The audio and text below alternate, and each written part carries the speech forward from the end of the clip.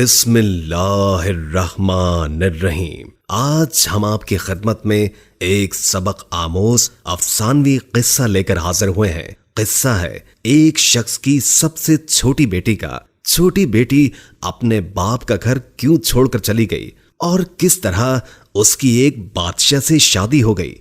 जानने के लिए वीडियो को आखिर तक जरूर देखिएगा। एक दफा का जिक्र है कि एक सौदागर था जिसकी 3 बेटियां थी। इसकी तीनों बेटियां बेहद खूबसूरत थी, लेकिन छोटी वाली सबसे प्यारी थी। उस सौदागर को अपनी तीनों बेटियों से बेइंतहा प्यार था। वो बस डरता था कि कहीं उसे कोई छोड़ कर न चली जाए। इसलिए एक दिन सौदागर ने फैसला किया कि वो अपनी तीनों बेटियों से पूछेगा कि वो उससे कितनी मोहब्बत करती हैं। वो यही सोचते हुए अपनी सबसे बड़ी बेटी के पास गया और पूछा, बेटी तुम मुझसे कितनी मोहब्बत करती हो? बड़ी बेटी ने जवाब दिया, बाबा जान मैं आपसे अपनी जान से भी ज्यादा मोहब्बत करती हूँ। बाप ये सुनकर बेहद खुश हुआ और अपनी बेटी को एक कीमती सोने की माला दे। फिर वो अपनी दूसरी बेटी के पास गया और उससे भी यही पूछा कि बेटी तुम मुझसे कितनी मोहब्बत करती हो? दूसरी बेटी ने जवाब दिया, बाबा मैं आपको इस पूरी दुनिया में सबसे ज्यादा चाहती हूँ। बाप बेटी की बात सुनकर खुश हुआ और उसे बहुत सी सोने की अशर्फियां दी। अब सौदागर अपनी सबसे छोटी बेटी के पास गया, बेटी तुम मुझसे कितनी मोहब्बत करती हो? सबसे छोटी बेटी ने जवाब दिया कि नमक के बराबर। बेटी का जवाब सुनकर बाप को बहुत गुस्सा आया। नमक तो इंतहाई सस्ती और मामूली चीज है, ये मुझे इतना प्यार करती है। और फिर सौदागर ने उसे बहुत डांटा और गुस्से में यह भी कह दिया कि मुझे पता है कि तुम एक दिन मुझे छोड़कर चली जाओगी, इसलिए बेहतर है कि अभी से इस घर से चली जाओ। बाप की बात बेटी के दिल पर जाकर लगी और वो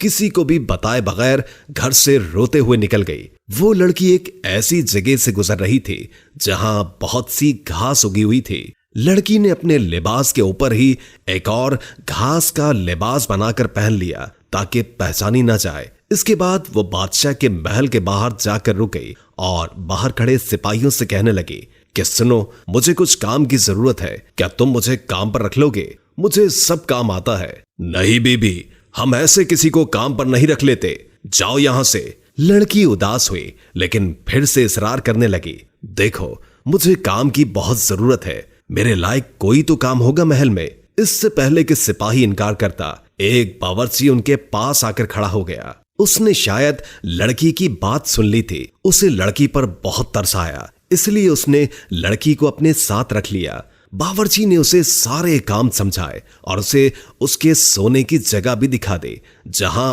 और भी औरतें थी। किसी को उस लड़की का नाम तो नहीं मालूम था, तो उसका घास वाला लिबास देखकर सबने उसका नाम घसियारी रख दिया। अगले दिन महल में हलचल मची कि बादशाह एक बहुत बड़ी तकरीब का इनेकाद कर रहे हैं, उसमें हर कोई शरीक हो सकता है। तमाम मुलाजिम औरतें अपने आप को संवारने में लग गई। जब तकरीब का दिन आया तो घसियारी ने जाने से इनकार कर दिया और कहा कि उसकी तबीयत ठीक नहीं है, और फिर सब उसे आराम का कहकर चले गए। कुछ ही देर के बाद घसियारी उठी, अपना घास वाला लिबास उतारा और एक खूबसूरत सी पोशाक पहन ली जो वो अपने साथ लाई थी, और फिर उस तकरीब में चली गई। वो इतनी खूबसूरत लग रही थी कि वहां तमाम हाज़रीन की नजरें उस पर उठ रही थीं। हर कोई ताज्जुब में था कि इतनी हसीन लड़की कौन है। वहां बादशाह का बेटा भी मौजूद था। उसने जब इस हसीन लड़की को देखा तो देखता ही रह गया, और फिर शहजादे ने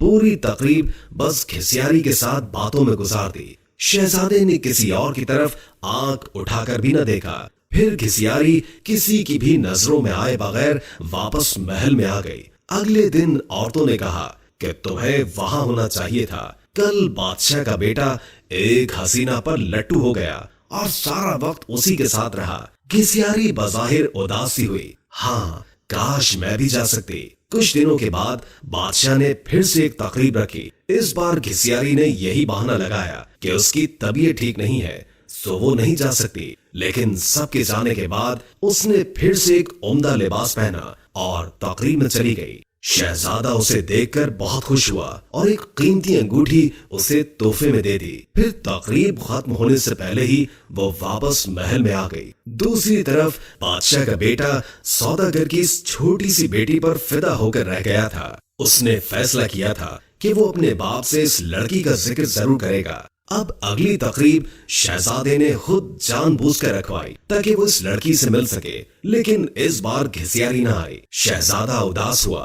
बादशाह को घिसियारी के बारे में कुछ भी मालूम नहीं था, इसलिए वो परेशान हो रहा था कि उसका पता कैसे और किससे करे।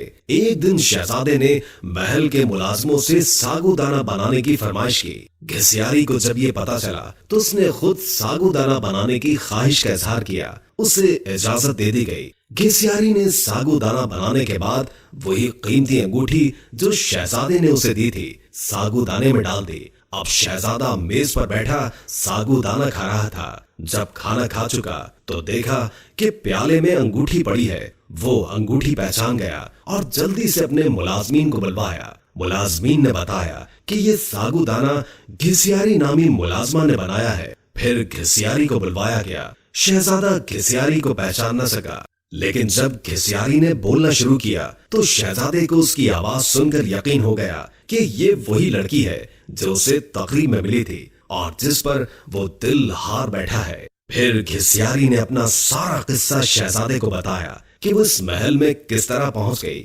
शहजादे ने घिसियारी का बादशाह को बताया और इन दोनों की शादी कर दी गई। शादी के बाद एक बहुत बड़ी तकरीब रखी गई। उस तकरीब में सिर्फ शहर के बड़े बड़े सौदागर और ओहदेदारों को बुलवाया गया था। घिसियारी के बाबा भी उस तकरीब में मौजूद थे। खाने का वक्त हुआ तो मेज हर तरह के लजीज खानों से भर दी गई, लेकिन जब सबने खाना शुरू किया तो पता चला कि खाने में नमक ही नहीं है। घिसियारी के बाबा ने बादशाह को मुखातिब करके कहा, इसमें तो नमक ही नहीं है। बादशाह हल्का सा हंसा और कहने लगा, क्या हो गया सौदागर साहब, सिर्फ नमक ही तो नहीं है, बाकी सब कुछ तो है ना इसमें। ये सुनकर सौदागर की आंखों से आंसू जारी हो गए। बादशाह ने उसे ताजुब से देखा और पूछा कि जनाब आप रोने क्यों लग गए। सौदागर ने कहा, आज मैं अपनी बेटी की बात समझ गया हूँ। खाने में नमक ना हो तो चीज बदजायका हो जाती है, चाहे उस खाने में और कितने ही कीमती मसाला जात पड़े हों, लेकिन नमक के बगैर खाना कुछ भी नहीं। फिर सौदागर ने अपना किस्सा बादशाह को सुनाया और कहा कि मेरी बेटी मुझसे नाराज होकर चली गई है। मैंने उसे बहुत ढूंढा लेकिन वो नहीं मिली। मैं उसकी तरफ से बहुत परेशान रहता हूँ। सौदागर ने बादशाह को अपनी बेटी का हुलिया बताया तो बादशाह ने घिसियारी को बुलवाया और अपनी बेटी को सही सलामत देखकर बाप की खुशी का ठिकाना ही न था। सौदागर ने बेटी को गले लगाया और उससे माफिया मांगता रहा। दोस्तों, वीडियो अच्छी लगी हो तो लाइक करके शेयर कर दें और कोई अच्छा सा कमेंट कर दें। अल्लाह ताला हम सबको अपनी हिफ्ज़ व अमान में रखे।